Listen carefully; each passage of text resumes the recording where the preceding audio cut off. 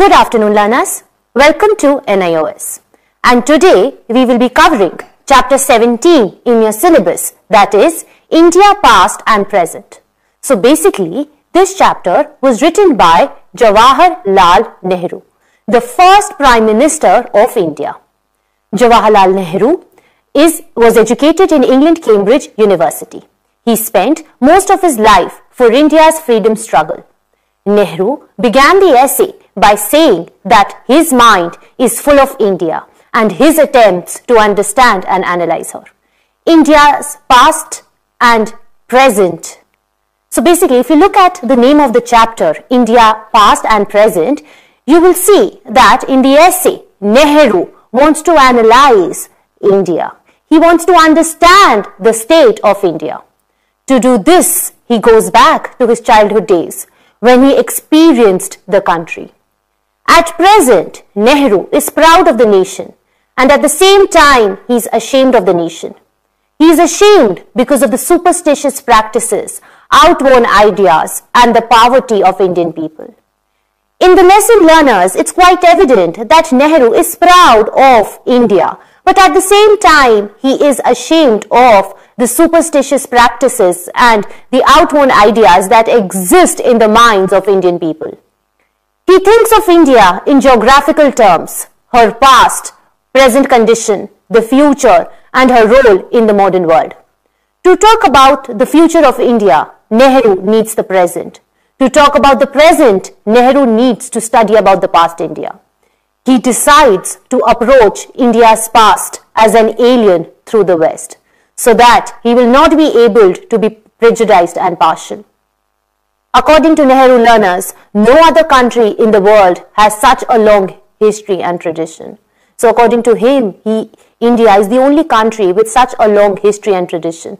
The vast panorama of India talks about the great past, but the 180 years of rule by the British has changed everything in India, and he says that why are people happy to be the slaves of the British. Nehru promises in the chapter to bring out the hidden past of India and make the Indians feel proud of their nation. He was aware of the fact that history to him was not an academic venture. It was more of a quest, a discovery of the unknown past, to reveal the truths about who we are and why we are the way we are in the present.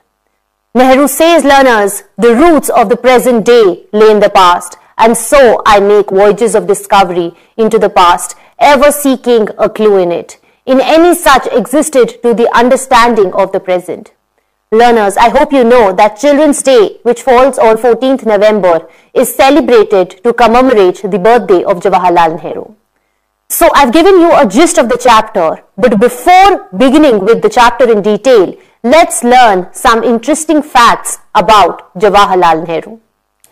Well, learners, Jawaharlal Nehru was born on the 14th of November 1889 in Allahabad. He was born to affluent and well-known parents. His father was Motilal Nehru and his mother was Swarup Rani Thusu. Nehru grew up in the famous Anand Bhavan, which his father bought in the year 1930 for his family's residence. In the year 1970, Jawaharlal Nehru's daughter, Indira Gandhi, donated Anand Bhavan to the Indian government, and it is still there and it is known as a historical house museum today. As a child, learners, Nehru was very observant and thoughtful. He was homeschooled until his teenage years, after which he pursued further studies abroad. He was well-read and well-versed in many different subjects, graduating with honours in natural science and then pursuing law in London. He returned to India in 1912, practicing as an advocate in Allahabad, and then he qualified to become a barrister. In the year 1916, he married Kamla Kaur. Their daughter Indira Gandhi was born the next year. Indira Gandhi grew up and, as you know, she became the first female Prime Minister of India. Nehru always had an interest in Indian politics, right from his days as a student in Britain. With a short time since his return to India, his interest in practicing law began to dwindle. He was keener on practicing in political activities. He was inspired by Mahatma Gandhi's principles of fighting without non-violence and was among the first to suggest the idea of complete independence from the British. He participated and led several marches and demonstrations and was imprisoned several times. His passion to establish an independent India with equality for every individual was strong enough to make him persevere through his times in jail. The very first speech learners Nehru made as the Prime Minister of independent India was titled Tryst with Destiny, and it is considered to be one of the greatest speeches of the 20th century. Some of the eminent institutes in our country like AIIMS, All India Institute of Medical Sciences, IITs, the IIMs, the National Institute of Technology were established under his leadership. He also made several reforms and changes to existing laws to eradicate social injustice and maintain harmony and peace among India's diverse communities. Nehru's classic clothing is still present and followed till today, with the Gandhi cap and the Nehru jacket being easily identifiable pieces. He was called Pandit Jawaharlal Nehru because of his roots in the Kashmiri Pandit family.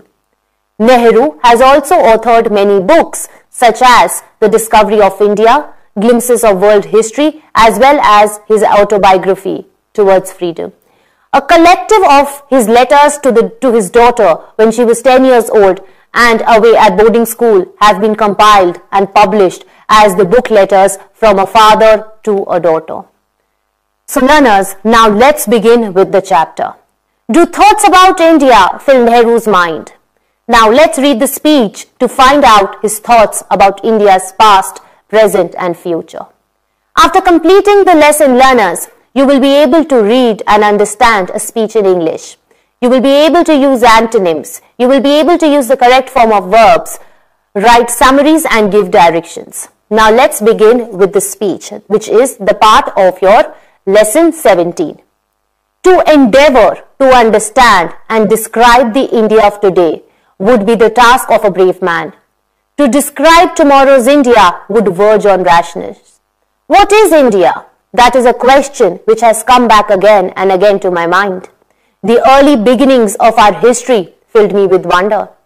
It was the past of a virile, vigorous race with a questioning spirit and an urge for free inquiry. And even in its earliest known period, giving evidence of a mature and tolerant civilization. Accepting life and its joys and burdens, it was ever searching for the ultimate and the universal. Gradually, deterioration set in. Thought lost its freshness and became stale, and the vitality and exuberance of youth gave place to crabbed age.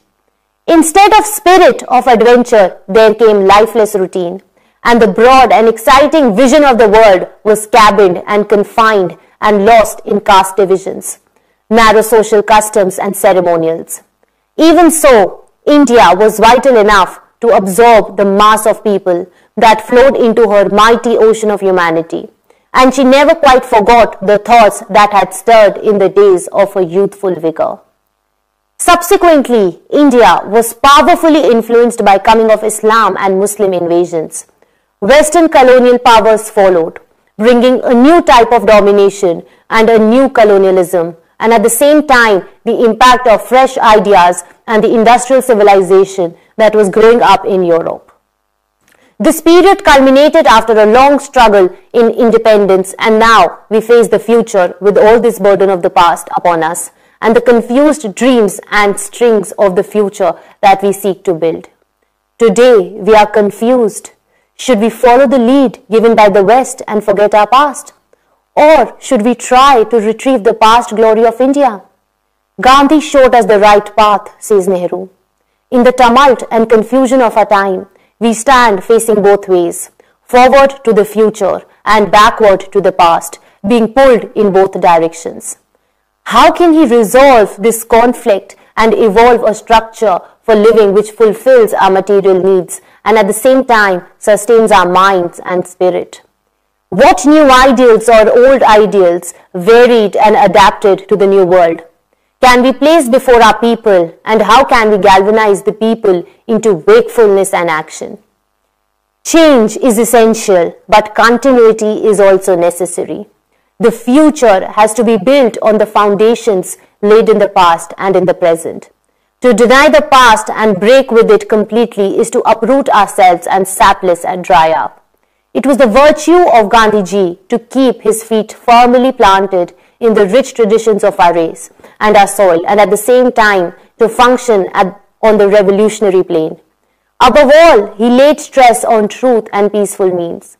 Thus, he built on old foundations and at the same time oriented the structure towards the future. Living is a continual adjustment to changing conditions. The rapidity of technological changes in the last half century has made the necessity of social change greater than ever, and there is a continual maladjustment.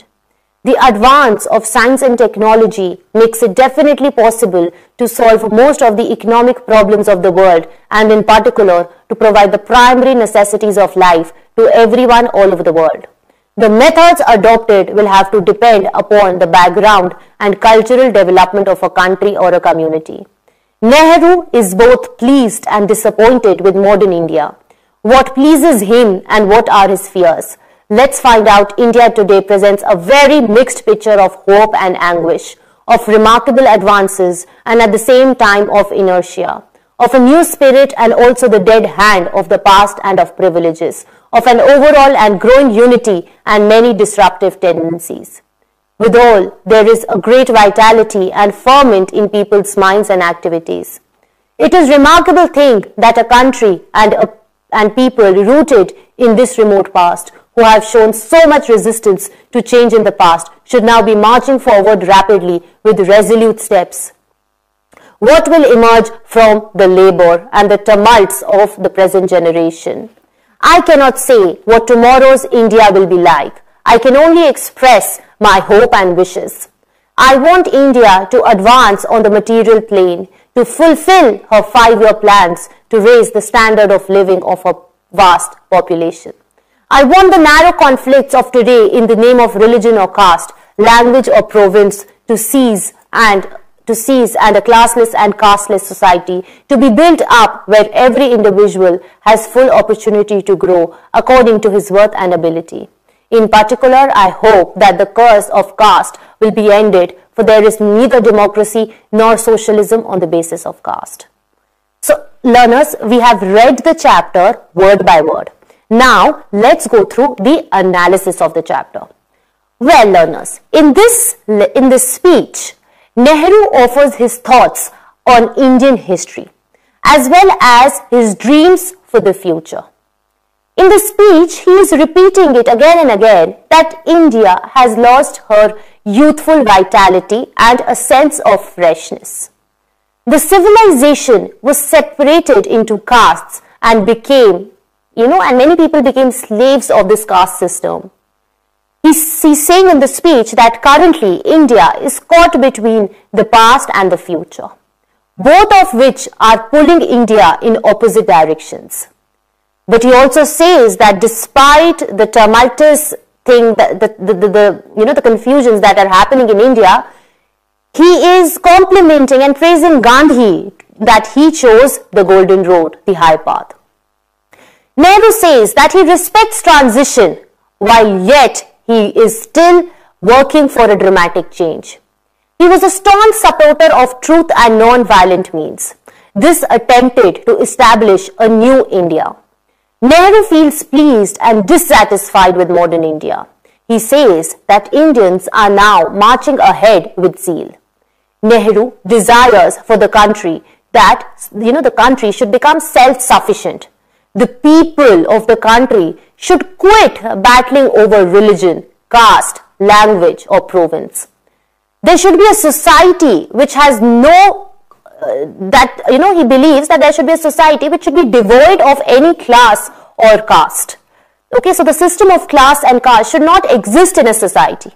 He wanted individuals to broaden their horizon. Okay, he wanted the citizens of the country to be self-sufficient, to be knowledgeable, to be broad-minded, and not to fight over petty issues like caste and class. Nehru was proud of India's mature and tolerant culture, which used to be a powerful and energetic race. Petty caste and religious distinctions arose in medieval India. India could adapt to changing situations and new influences, but it never forgot its ideals and traditions. So here, he's in the essay, he is saying that India had to face so much. India went through so many changes, but then still it never forgot its true ideals and traditions. Europeans brought innovative ideas, information, and they even brought the Industrial Revolution to India. And they also exploited Indian resources as well. But still, India is still standing erect and has never forgot its traditions. Nehru wishes, and he wished to select the ideal structure for the country's prosperity and advancement. He wants the country to prosper, okay, and to, walk on the path of progress. He wanted to figure out the best approach to go forward while still preserving our rich cultural heritage. He wanted the citizens to go forward, to progress in their lives, but they should also conserve and preserve their rich cultural heritage. So, like in the speech, you must have come across that Nehru is saying that India had a very brave and dynamic history with a questioning spirit and desire for freedom. It was known for having a civilization that was mature and tolerant, as well as strong and energetic race. People in medieval India were filled with curiosity and a desire to learn. Medieval India became a location for youth and freshness, but it also became a breeding ground for ill temper. Why? Because caste system arose in the medieval India. Okay, so Nehru is saying that yes, medieval India was known for its freshness and youth, but but it also gave encouragement to caste system. Caste system came out of the medieval India. According to Nehru, in medieval India, rigid caste distinctions and customs took priority over broad-minded vision. Here he is saying that, very petty issues over caste came to be the priority and broad-mindedness was ignored.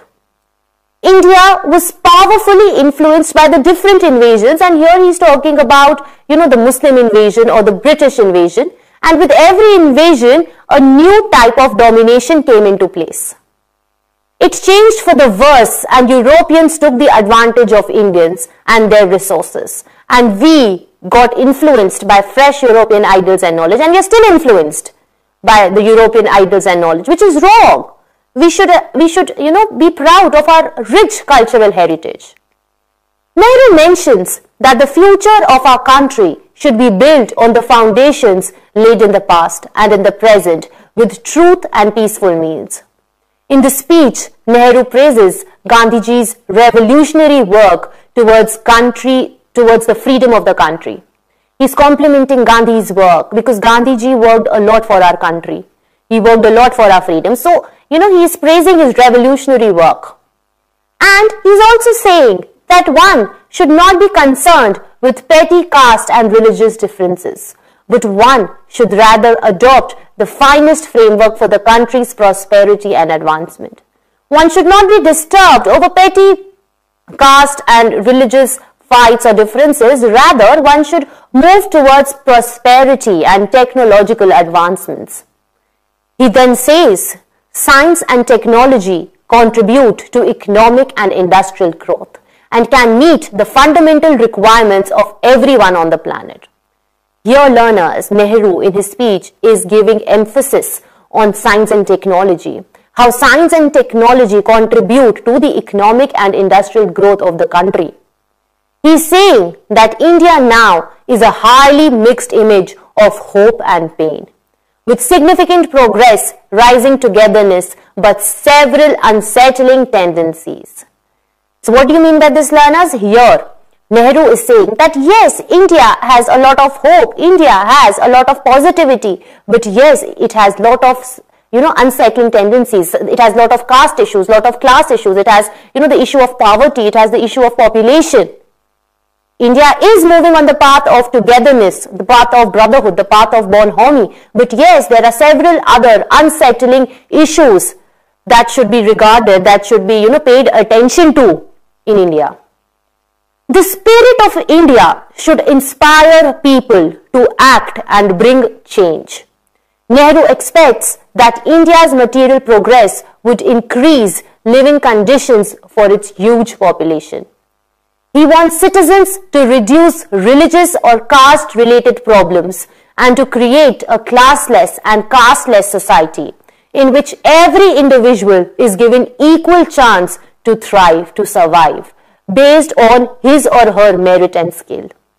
Okay, so here he is saying that knowledge should be given to everybody. People should not be discriminated on the basis of caste or religion. Every individual should be given equal opportunity only on the basis of skill and merit. Okay? There is a mental conflict caused by trying to retain both old values and spirit and material progress. So in this lesson, in Nehru's speech, a mental conflict is quite apparent. Whether to follow old traditions, whether to follow the material progress, what should be the spirit. So Nehru wants a balance between old values, spirit and material progress. If there is an appropriate balance between these three, between these three qualities, then India will definitely move on the path of progress. He also says that Gandhiji used both continuity and change in his revolutionary work towards freedom struggle. The advantages are that it uses truth and peaceful ways to bring about revolutionary change. So basically Gandhi, like his works were based on truthfulness and non-violence means. Okay? He uses methods that are Indian in origin. Gandhiji always believed in using things that are made in India. And Nehru wants both. He wants both continuity and he wants change. He wants people to follow old traditions, and yet he believes that if we'll adopt technology, then there will be a shift, there will be a paradigm shift, and we will move on the path of progress. Okay, so even like Gandhiji, Nehru also wants both continuity and change. In the speech, like I have said, he praises Gandhiji's revolutionary work. And he also wants to change the whole the whole technological aspect of India. He wants to bring in the technology. Science and technology, he says, will be able to solve the problem of providing primary necessities of life to everyone all over the world. Nehru finds it remarkable that people who refused to change in the past are now marching forward with speed and determination. So basically here Nehru is proud of its citizens. People who earlier were not ready to change are now, okay, he can see that people are changing, that they're now marching forward with speed and with determination. Even people are fed up of fighting over issues, okay, by fighting over caste issues. They want to move forward. They want to work on the path of progress. Nehru's vision is of a prosperous India. I hope today's lesson has proven to be beneficial to you. I'll see you again. Thank you for listening and attending. Thank you.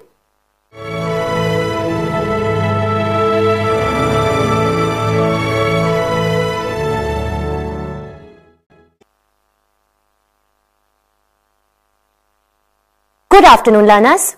Welcome to Nios. And today we will be covering chapter 17 in your syllabus, that is India Past and Present. We were discussing Gandhiji and how Nehru was actually praising Gandhiji's revolutionary work. He was complimenting Gandhiji's revolutionary work, but still he wanted a change in the mindset of the citizens of India.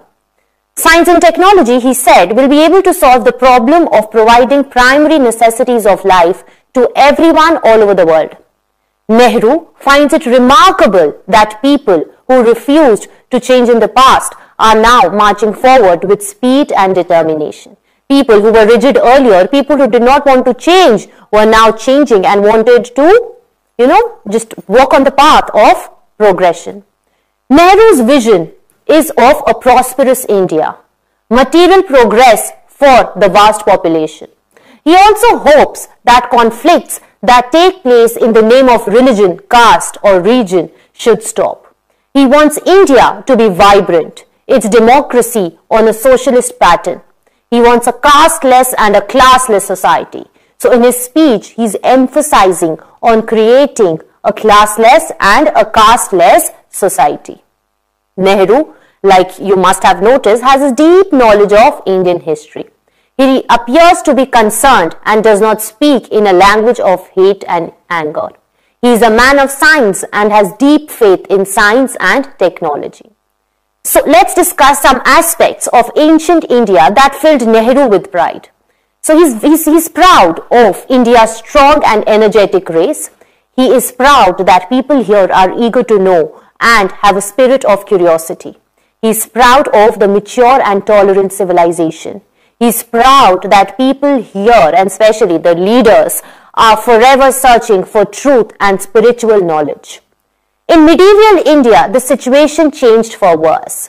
And why is Nehru not happy with medieval India? Yes, he agrees that that medieval India was a place of freshness and youth, but old age and bad temper gained ground. He is unhappy with the narrow caste divisions and customs which became, very important in medieval India. India was invaded by Mughals and Islams. He doesn't like medieval India because, here divisions took place because of caste and old traditions. But he still says that India was saved by her ability to adapt to the great changes and influences that came in. And India never forgot her past glories and traditions. Negative efforts of Western invasion was exploitation of people and resources by foreigners. The positive effect was the impact of the fresh European ideas and knowledge. Europeans brought industrial revolution early in our country. He did not like the European or the British invasion.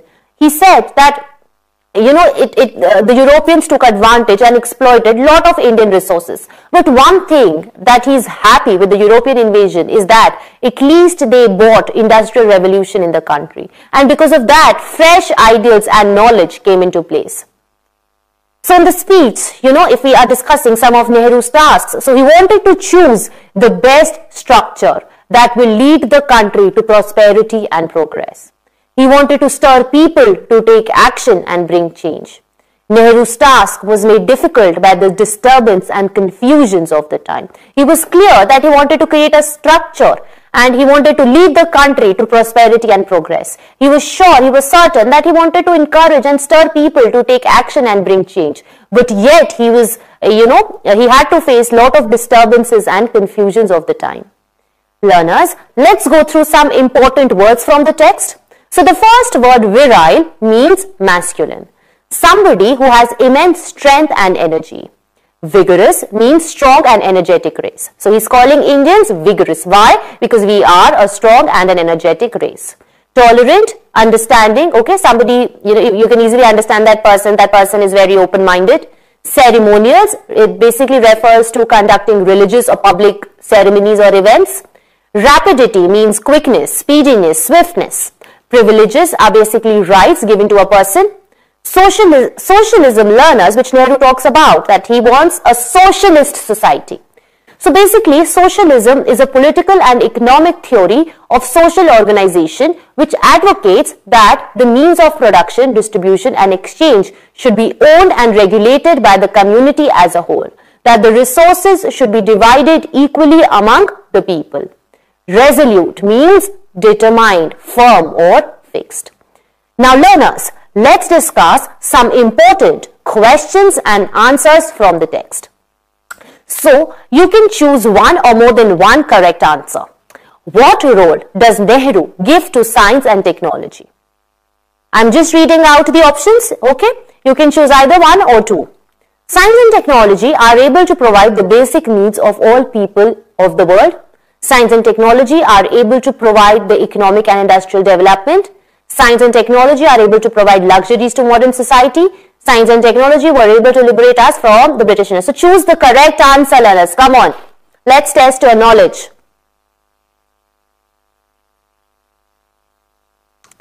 Yeah, you are correct. The answer is A. Science and technology are able to provide the basic needs of the people of the world. That is why Nehru is giving lot of importance to science and technology. Next question. What various good things we got to learn from India's past? Come on, learners.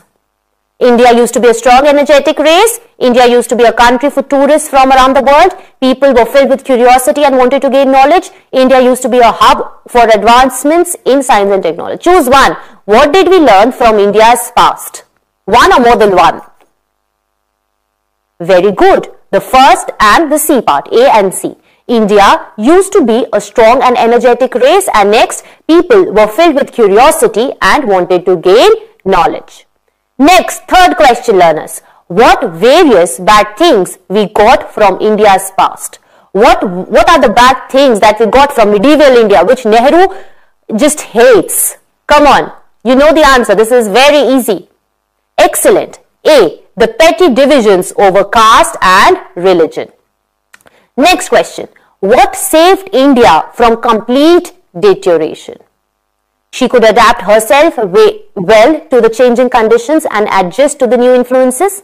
She never forgot the values and traditions. She could become a prosperous nation as soon as we gained freedom. She had leaders like Mahatma Gandhi and Nehru. Choose one or more than one correct answer. Come on, learners. Very good. A and B part. She could adapt herself well to the changing conditions and adjust to the new influences. And yet, India never forgot the values and traditions. Next question, learners. What aspects of ancient India fill Nehru with pride and wonder? Come on. Very good. That your answer is correct. Strong and energetic race. You know, people here had a spirit of curiosity, and we were very mature and a tolerant civilization. Excellent, learners. Next, what negative effect have Western invasion had on our country? Okay, so we've discussed this in the speech. Come on, you have to answer the correct option. Very good. A. Europeans took advantage of Indians and their resources, which Nehru hates. Why didn't he like invasion? Why? Because he is, he's angry with the European invasion. Why? Because Europeans took a lot of advantage of India's resources. Next, according to Nehru, what is the conflict that we face today? Come on, learners, choose the correct option. Very good. A part. At present, we are figuring out the best way forward into the future, and yet we are trying very hard to maintain our rich and cultural tradition. So, learners, next question. So, you have to state whether the following statements are true or false. Okay, let's begin with part A.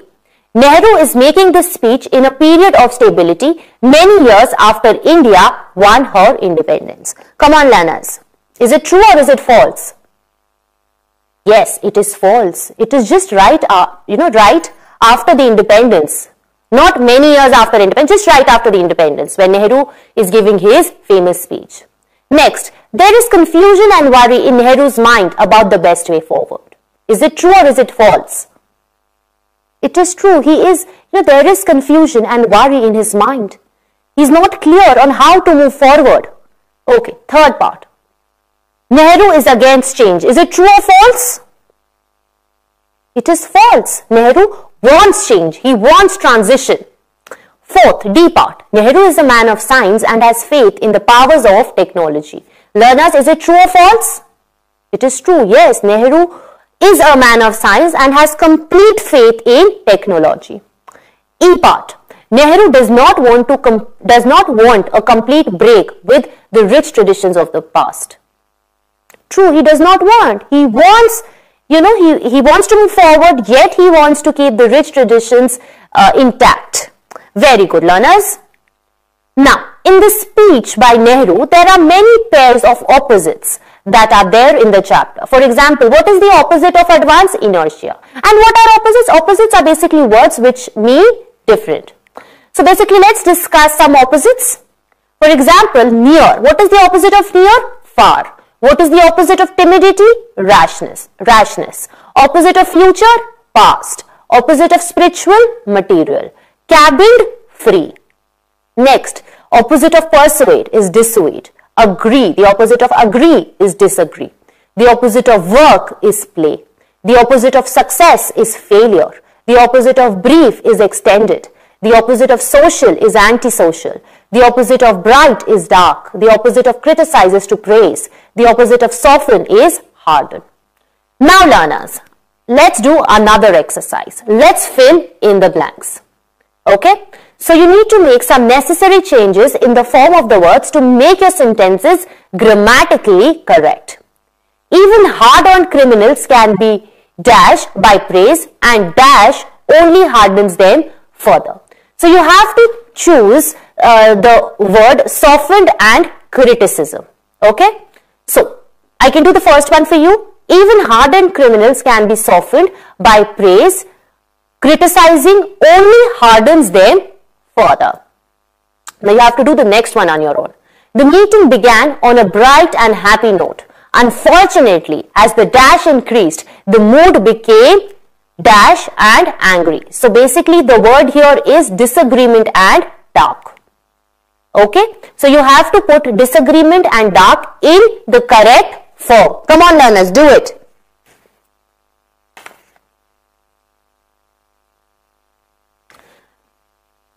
Excellent. The meeting began on a bright and happy note. Unfortunately, as the disagreement increased, the mood became dark and angry.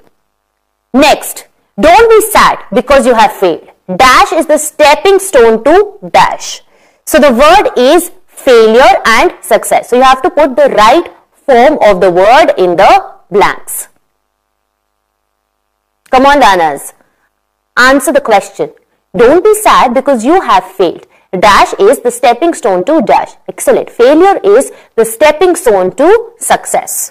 Next, sometimes humans behave in an dash way. They forget all their rules of social behavior and use dash ways. Okay, let me do that for you. Sometimes humans behave in an inhuman way. They forget all their rules of social behavior and use antisocial ways. Okay? Let's proceed forward. So here learners, you have to put the verb in the correct form. You can use either present continuous or simple present tense and the verb has been provided to you in the bracket. For example, River Ganga dash into the Bay of Bengal. I'm doing the first one for you. River Ganga flows into the Bay of Bengal. Okay, now you have to do the next one. Please turn the tap off. Water dash down the drain. Very good. Water is flowing down the drain. The train is never late. It always dash on time. Very good. It always leaves on time. There has been an accident. The train, very good. The train is running late today. Can you drive? Yes, I have done that already. Can you drive? I am learning.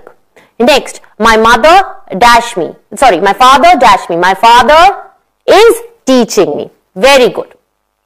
Now learners, in the back exercises of the chapter, we have also learned like what is a summary. So let me do that. Let me just brush up your skill again.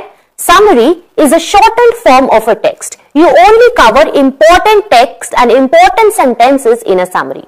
It requires selections of what is important and rejections of what is not. For making a summary, learners, it is essential to make notes. You can make notes on a paper or in your mind. Thus, note making is the first stage of making a summary. But once the summary is made, notes are irrelevant. So if you have to make a summary, for example, if you have to make a summary of this chapter, you must make notes and short notes. You can't be detailed in a summary. Summary basically covers only the important points. The sentences could be put aside or discarded as rough work for summary. In a summary, the important points are presented in a logical order in the form of a paragraph or paragraphs. The facts are stated in a straightforward, direct style without any ornamentation or examples. So if you are writing a summary, learners, you must use a very straightforward and a direct style. You cannot use examples and you cannot use flowery language in a summary. Summary has to be very direct and it has to be very short. Okay, learners, I hope today's lesson has proven to be beneficial to you. I'll see you again. Thank you for listening and attending. Thank you.